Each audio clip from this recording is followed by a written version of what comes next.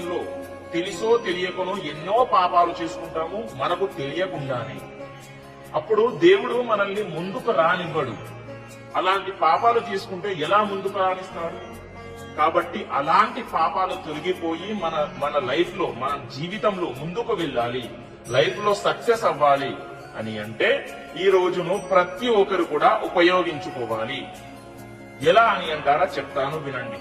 ఈ రోజున గంగా స్నానం చేస్తే మహా అద్భుతం, బ్రహ్మాండం. ఓకేనా?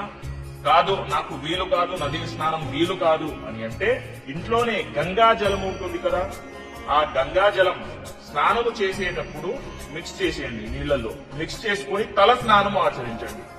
ఆచరించి ఆ రోజున ఓం నమ శివాయ అనేటటువంటి శివ పంచాక్షరి మంత్రాన్ని 108 సార్లు చదువుకోండి. ఓకేనా? మంచి ఫలితాలుంటాయి.